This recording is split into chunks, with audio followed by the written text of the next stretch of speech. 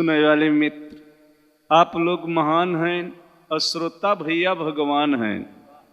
आप लोगन का जो भी फरमाइश होत दास कोशिश भी करता है। यूकी कंपनी के मालिक रमित माथुर जी, उन्हीं के देख रेख में एक बिरहा चला बया समय बाबा सूरजपाल। आप लोग समझदार हैं, ज्ञानवान हैं और अपने आप के एक पांडरथ द्वापर में रहा, दूसरा पांडरथ सुने के मिले। आवा मास्टर साहब लय बने के स्वर्दय के।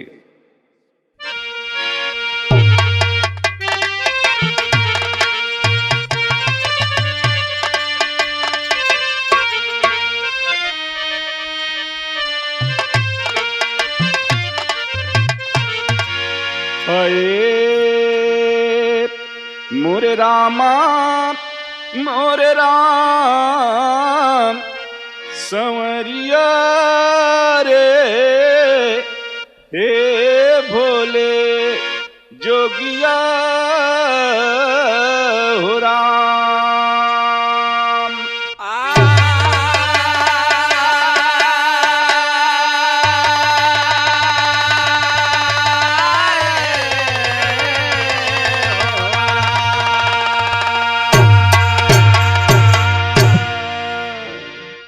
तो नकली ठगहारन से बचना, नकली ठगहारन से भैया, और बच के तब बई होए भलैया।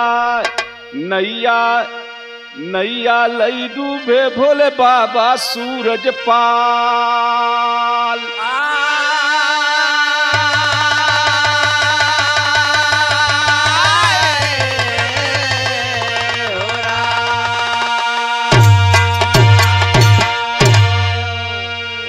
सुनने वाले मित्र, सूरजपाल सूरजपाल भोले बाबा, कलयुग भोले बाबा, और इनकर पूजा भी बहुत होता है। एक लाइन कव्वाली का टुकड़ा बा मास्टर साहब, और बड़ी पौराण बा।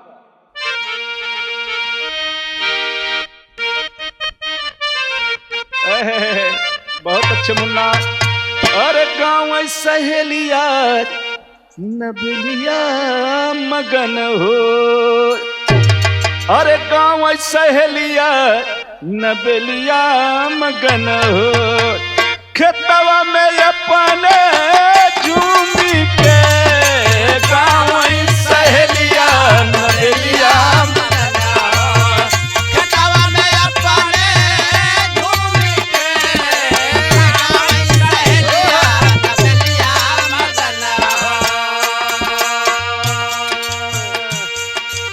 भैया बाबू, एक एक लाइन कवि जी का बड़ी ऊंची बात पढ़ के लिखत आज बिहसई करी जा। अरे पढ़ के लिखत आज बिहसई करे जा, रोवत बयाज सना सारा हो। पढ़ के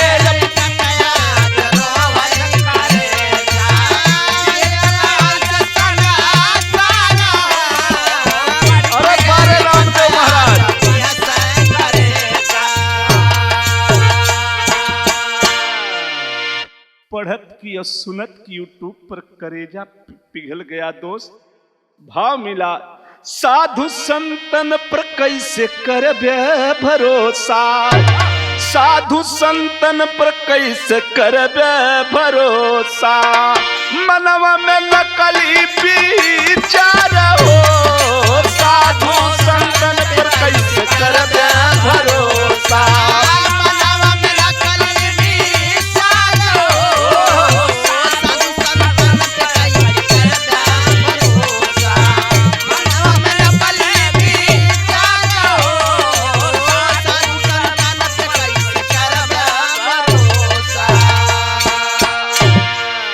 कैसे क्यों विश्वास करे रामदेव महाराज। आज लोग झरावता फुकावता, जेकर जहां विश्वास रहत वहां जाता आवता। यहाँ तक राम रहीम आशा राम हरे, इनकर सबका कहानी पीछे चली गए, बड़का राम रहीम के बाबू आई गए। जरा विचार करना मास्टर साहब, कहानी कहाँ का बा? गौर से हमारे लाइन में, यूपी में एटा जिला में, यूपी में एटा जिला बाप, गाँव बहादुर सुन नगा, उसी जगह के सूरजपाल जी, जेकर किसान बाप परिवार, यूपी पुलिस में भर्ती भइले, बतिया सुनी लेते दिलता,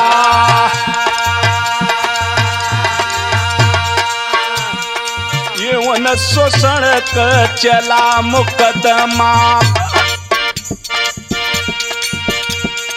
रामदेव महाराज समझते हैं यौन शोषण। गरीब घर का लड़का सूरजपाल, 3 भाई, सबसे बड़ा सूरजपाल, बीच में राम नारायण स्वर्गीय हो गए बाबूजी, और छोटका भैया जो रहे गांव को प्रधान रहे, पूर्व प्रधान या समय है। विचार करे एवं सेशन में कांस्टेबल, पढ़ा लिखा कम है, कांस्टेबल मतलब पुलिस रहे, अधीक्षक, और कोनो लड़की से एवं संबंध हो गया, ओकर मुकदमा चलैलक, और जब मुकदमा में फंसी गए तो सस्पेंड हो गए। विचार करना बड़का भैया एवं शोषण का चला मुकदमा,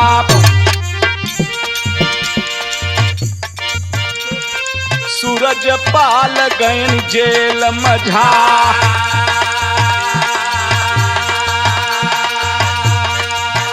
अरे जेल से आई के भगती कैले विश्वगुरु बाबा सरकार, जेल से आई के भगती कैले विश्वगुरु बाबा सरकार, वाह भैया वाह।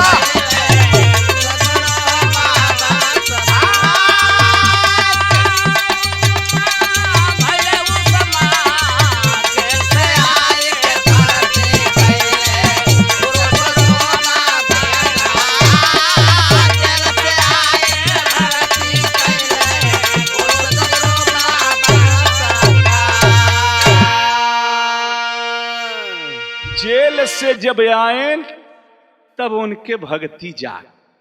भक्ति कब जागत था? जब नेवरका कुछ कह लेती, और बड़वार नेवरका करे को तो तब लोग भक्ति करत है। यह समय मूड़ सूर बनवाई के जितना जने रहे, आसाराम के चेला गोरुआरी करत रहे। अब ये रामपाल कहाँ से आई गए, इनकर विचार चलत है। बड़का अपने के कहे तमाम अवर हैं, हमारे सबका मिशन बा, कहते सतगुरु से ईश्वर का प्राप्ति करे, और यह स्वयं के भोले बाबा अपने के भगवान बतावता। बारे सूरजपाल भोले बाबा, बिरहा में एक लाइन गीत लग गई मास्टर साहब।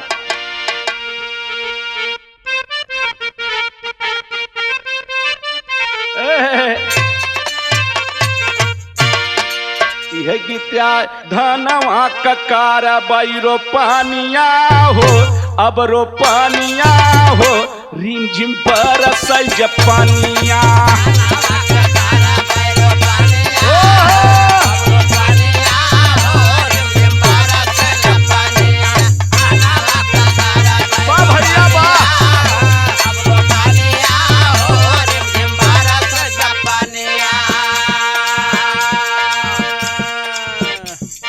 सतसंग से फेर माला मानिया हो, माला मानिया हो, बाबा विश्व गुरु ज्ञानिया। सतसंग से फेर माला मानिया हो, माला मानिया हो, बाबा विश्व गुरु ज्ञानिया।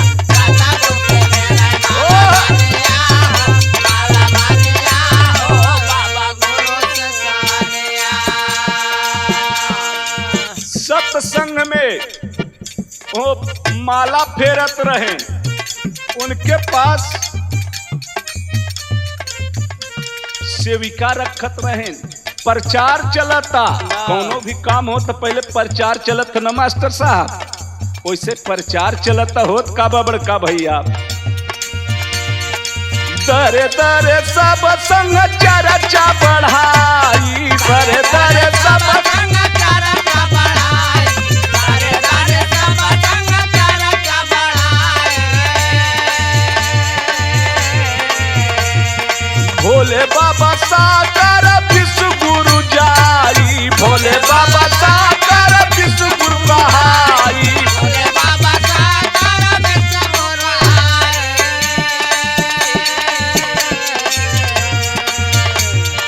बाबा आए एक कथी पुरनिया हो, चर्चा चलता कि बाबा आए एक कथी ज्ञानिया हो, अब ज्ञानिया हो बाबा विश्व गुरु ज्ञानिया, बाबा आए एक कथी ज्ञानिया हो,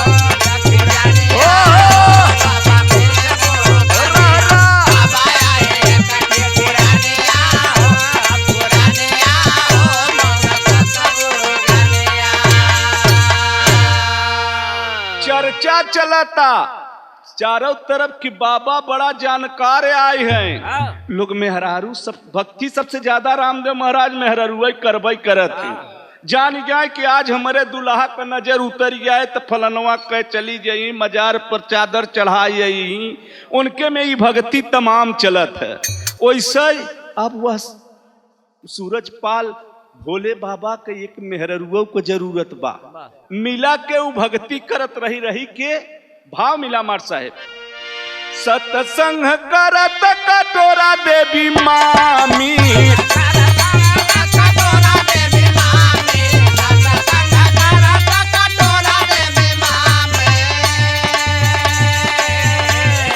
सेविका से बनैले हैं सुनाया पन्नारी, सेविका से बनैले हैं सुनाया पन्नारी, सेविका से बनैले हैं सुनाया पन्नारी। भजन होई रोज दुनौ जुनिया हो, दुनौ जुनिया हो बाबा विश्व गुरु ज्ञानिया, दोनों बेला भजन होता। और जवन मामी पद में मामी लागत रही ओके सेविका बनवाए, सेविका से ओके ले आए, प्रवचन कहवावे लगन कि माता जी हैं। जरा विचार कर इतना बड़ा साधु मेहरुआ बेरे तो कुल काम करते नहीं, इतनी बढ़िया नौकरी पाए रहन, बहालव हो गए रहन, लेकिन उनके इससे का मतलब बा। लेकिन धीरे धीरे जब समय बीते लगा तो जनसंख्या भी बढ़े लगी। बिरहा में एक लाइन और गीत लग गए मास्टर साहब।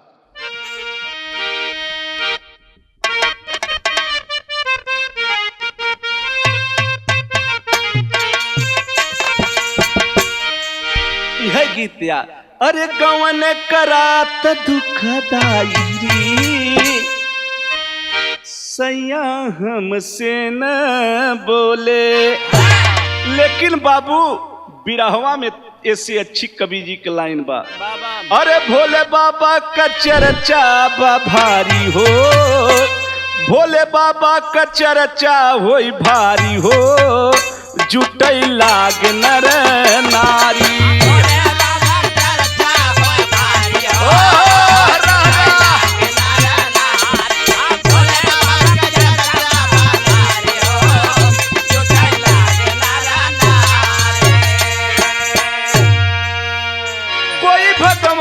कही के पूजे चरनिया, जीवन का पाप कटी जवन भगतिनिया।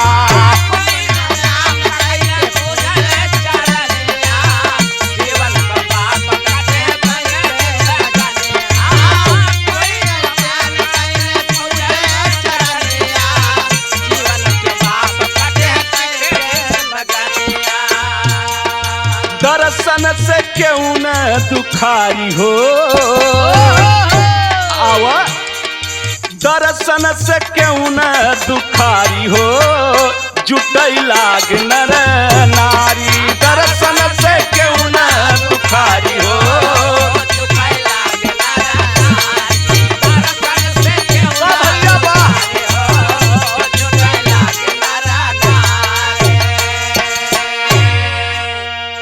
समझदार रहा ओके बतावा जाता कहत है ना वो ज्ञान सतगुरु कलयवर का होता। चरण क धूल ले बने किस्मतिया। रामदेव महाराज प्रचार चलता। चरण क धूल ले बने किस्मतिया। मर्दन से ढेर आवे लगिनिया रतिया।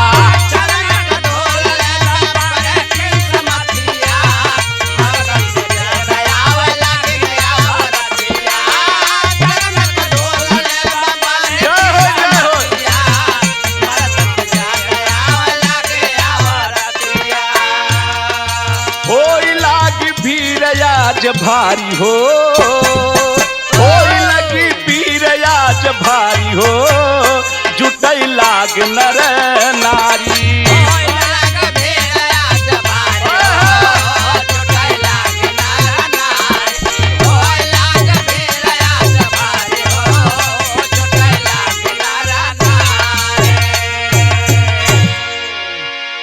बड़ी भीड़ जुटे लगी दोस्त। दूर दूर का उत्तर प्रदेश, बिहार, पंजाब, राजस्थान, हरियाणा, दिल्ली सब लोग जाए। लेकिन कि बाबा के चरण का धूल मिल जाए हमारे गरीबी कट जाए। बाबा के चरण का अगर धूल मिल जाए तो हमारे पति का तबीयत सही हो जाए।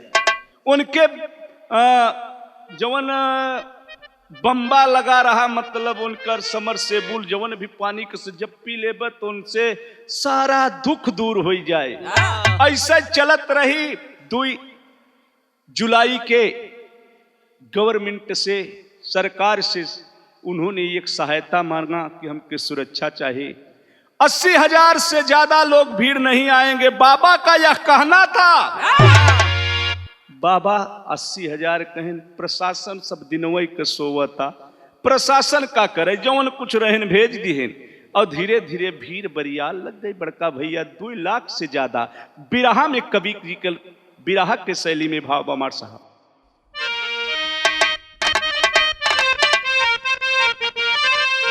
बाबा जी 10 बजे प्रवचन करते 2 तारीख के।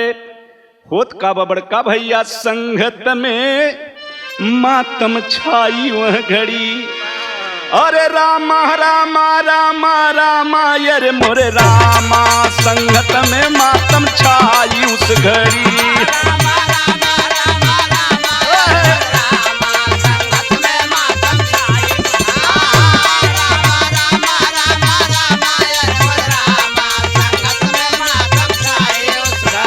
चरण की धूल ले बिन फूल दवा मुरझाई। संगत में मातम छाई उस घर।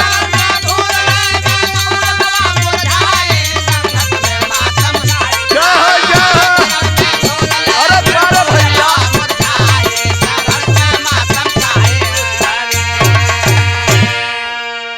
कितनी अच्छी कवि जी ने भाव दिया। अजय महाराज, चरण का धूल ले बन फूल गवा मुरझाई। संगत में मातम छाई वह घड़ी। बड़का भैया वो करे एक से प्रशासन के अलावा सेना के रहन मेहरारू। नारायणी सेना के नाम, नारायणी सेवा के नाम से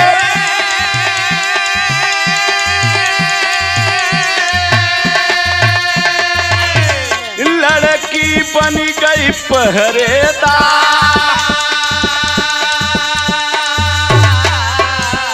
राजदार गरुड़ योधा नाम बतावत बा सरकार।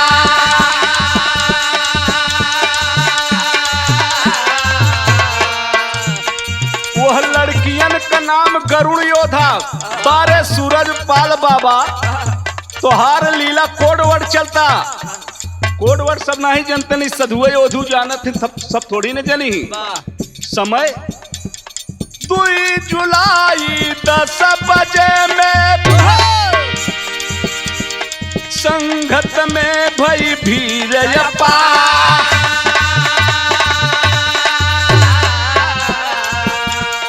हाथ रथ में हुआ दशा कुल लड़ाई में टूटा कहाँ, लड़ाई में हुआ कहाँ। वाह भैया वाह।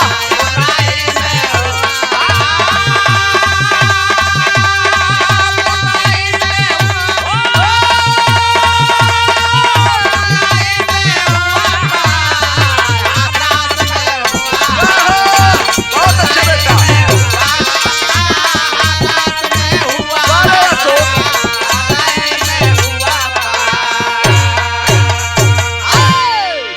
सुनने वाले मित्र विचार कर 2 जुलाई को बारे बाबा जौने तोहरे चरण के धूल से लोगन का कल्याण होत रहा। आज वह सत्संग जौने समय समाप्त भय रंगोली बनी रही, रंगोली कि बाबा का जब चरण पड़े तो रंगोली जे लगा ले ओकर परिवार सुखी हो जात रहा। सुनने वाले मित्र घटना गजब की घटी बाबूजी। कवि ने विदेशिया कलाइन व मास्टर साहब का पांडरथ का रूप हरि विश्व गुरु बनी गईले, अरे भोले बाबा भगवान भये अत्याचारिया।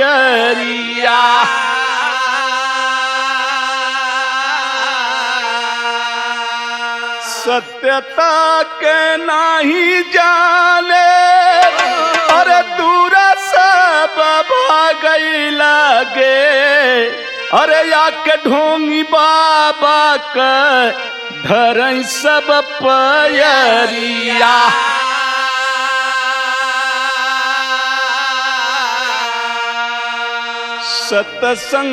सत्संग समाप्त भइले 2 बजे दिनवा हो, अरे बाबा का चरण धूल ले सब वहीं घरिया। भगदड़ भाई भारी आज मनाई पर मनाई गिर, भोले बाबा नहीं आज भगत का पुकरिया। भोले बाबा नहीं सुने भगत का पुकरिया।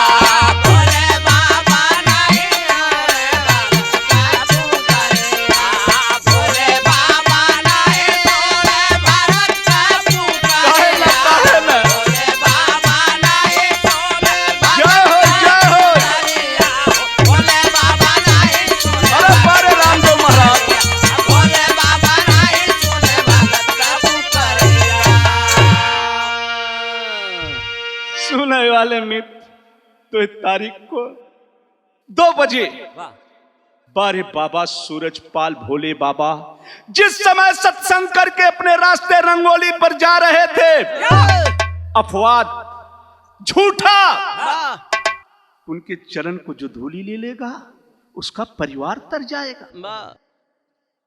अरे ऐसी बाबा को, पाखंडी बाबा को शर्म आना चाहिए। अगर वह विभूति से इतना बड़ा काम होत रहा तो 4 छटरक माटी धई के वहीं पे अपन गोड़ धई के पुड़िया से बटवाई दे तो कल्याण हो जात। इतना बड़ा अत्याचार। सुनने वाले मित्र भगतर केवल चरण का धूल ले बरे हो गए। ये बाबू ये पंचो कितना इतना ज्यादा मनई पर मनई गिरे लगे। बुढ़िया माई जवान जिद मनई के पैर के नीचे पड़ता, उठ नहीं पावता। बाबू बतावा गा कि कम से कम 122 से 25 लोगों की मौत हो गई। हाय हाय हाय। ये पंचो बिरहा में आखिरी गीत लग गए मुन्ना का।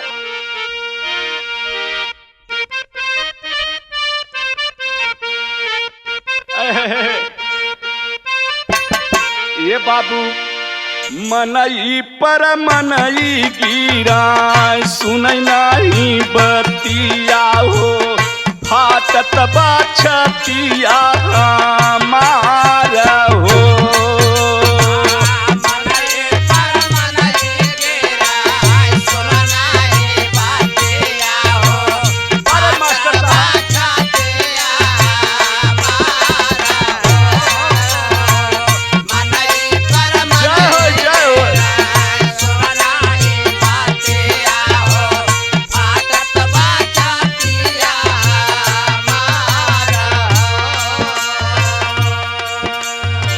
ए बाबू, जब मनई के ऊपर मनई जे खंडरा जाता आवाज देता, कोई बात सुनने को तैयार नहीं बा बाबू। बड़का भैया केतनी मायारिया का उजरल बागो दिया हो, बिहसत बाछतिया हमारा हो।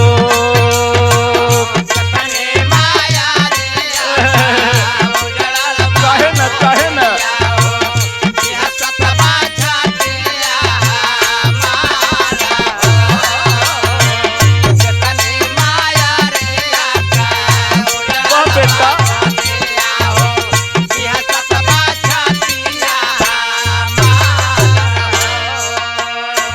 लसिया के देखी बाई अखिया से पनिया हो, फाटत बाहियरा हमारा हो।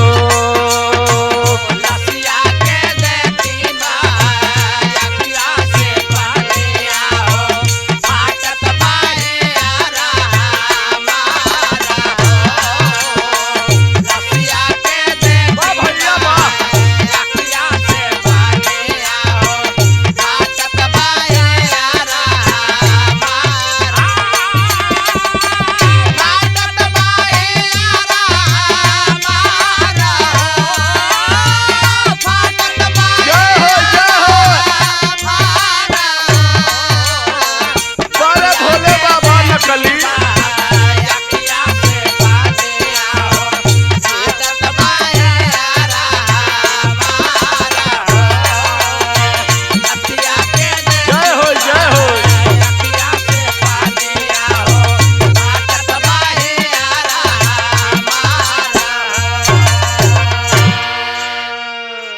सुनने वाले मित्र, एक दोस्त मेरा फोन किया कि भैया 125 तो बताया जा रहा है 22, लेकिन जिस समय वह दर्दनाक घटना हुई थी, हमारा दोस्त का दोस्त कहा उस समय हम थे सड़क पे खड़े थे। बाबू ऐसी घटना नहीं हुई कभी, करेजा पिघल गया। पहपट का नमूना बामार साहब का।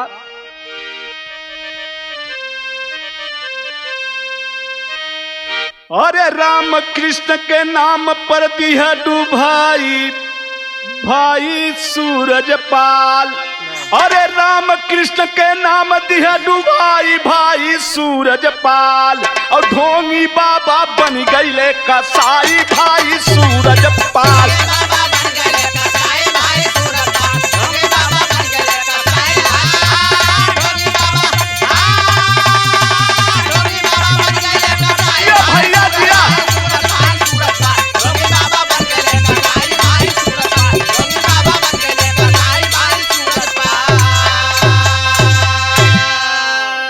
और 122 से ज्यादा बाबू मरे पुलराई हो, और 50 लोग तब बिलखत रहले गईले हॉस्पिटल आई हो। अरे पीएम सीएम सब झूठा अब जांच बताई भाई सूरज पाल, और पैसा से न मिली केहू कमाई भाई सूरज पाल।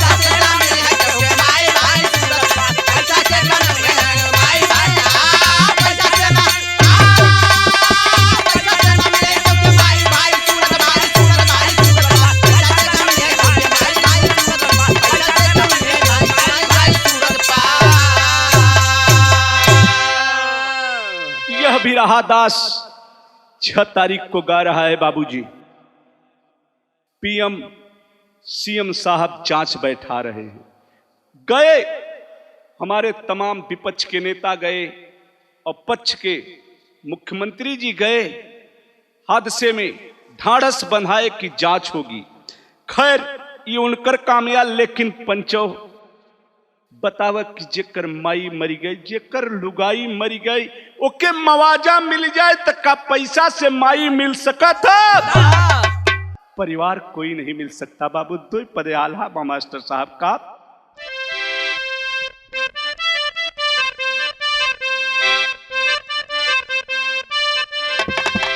चारों गोरी देसावा में माचा बा तूफानवा ये भैया।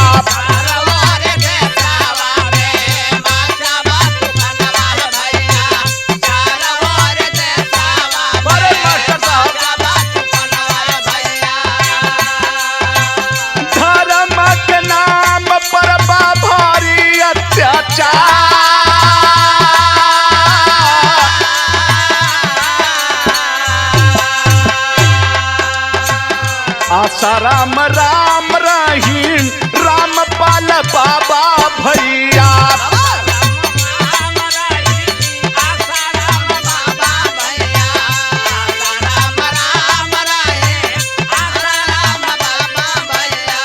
मिली है न प्रभु पाखंडी के दुआरा।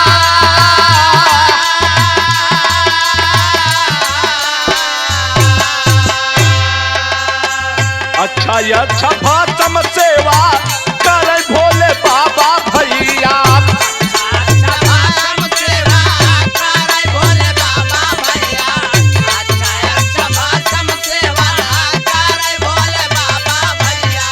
सकती बढ़ावथिन सेहत होई बढ़िया।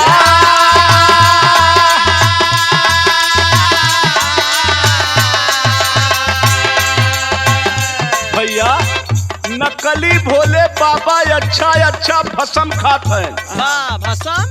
भस्म सोना भस्म ये सब बड़ी ताकत का चीज होता है। मतलब ताकत वाली जवन यूनिटी अशोक महाराज तोहरे हो 18 20 22 25 30 बरिस में तौन बबवा कह 75 80 बरिस में रहे। और का वैसे लौडिया थोड़ी ने बोलावत रहा और सेवादार बनावत रहा। करे सबसे ज्यादा औरत सेवादार रहे, मर्द कम मिलत रहे। काहे वो तो जांच होए पता चले। बड़का भैया वो बढ़िया बढ़िया खात रहा लेकिन शक्ति बढ़ावे बड़े। आज के समाचार में मिला होकर एक की सबसे उसका दूसरा नंबर रहा के पकड़ा गवा। देव प्रकाश मधुवर रहे बाबा का सहयोगी भैया। देव प्रकाश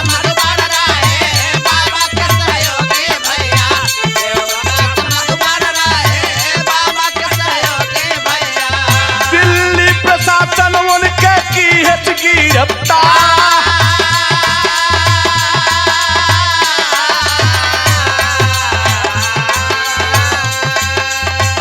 पैर के धूल से सब रोग ठीक होला बाबू।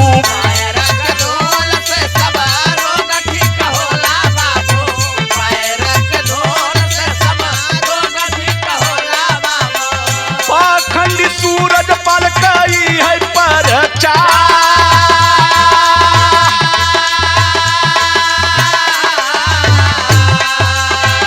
हाथरस मायन पूरी भागी गावा पपिया भैया।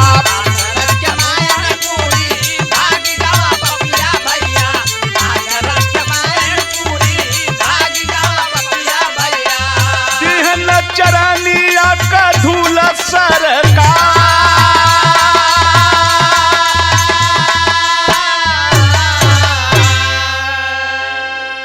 जिस समय घटना हुई उस समय जब चरण के धूल से शरीर का पूरा स्वास्थ्य ठीक हो जात रहा तब बाबा सूरजपाल भोले बाबा कहाँ सोई गए। कम से कम वह मौके पर आई के अपने चरण के धूल वह भक्तन के लगाए होते तो अस्पताल में जाए के जरूरत न पड़त। आप पता नहीं चली, धीरे धीरे मैनपुरी पता चला वहां भी उनका आवास था। कुछ समय वहां रात तो पता नहीं कौने गुफा कंदरा में हो गए बाबू। खैर बाबा के भाव व भक्ति लोग बिलख रहे हैं। बिरहा में आखिरी लग गए मास्टर साहब का।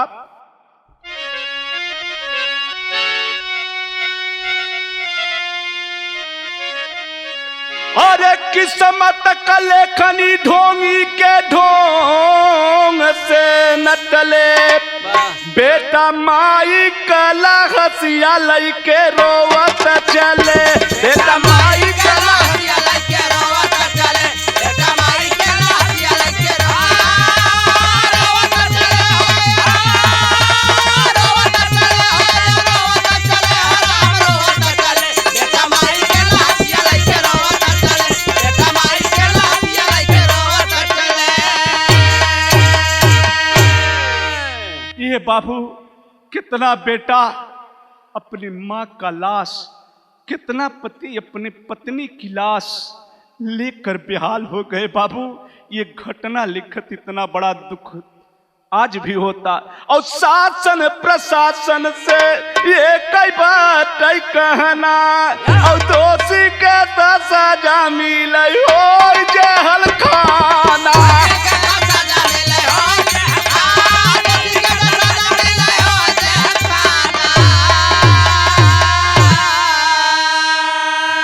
अरे देख के हाथ रस के लोग हाथवा मले, बेटा माई कला हसिया लइके रोवत चार।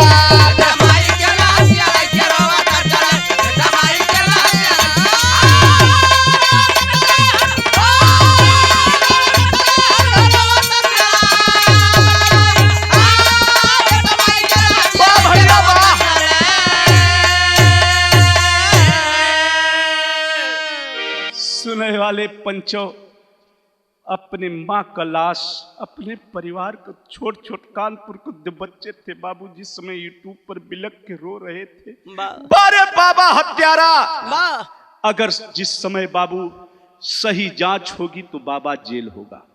आखिरी लाइन में गुरघराने का परिचय है बड़का भैया। तो ढोंगी बाबा के करे गिरफ्तार, और शासन सेवा मांग विचार। संगत में मातम छाई वह घड़ी, दिनेश राम कैलाश अब सतगुरु शरण में जाई। संगत में मातम छाई उस घड़ी।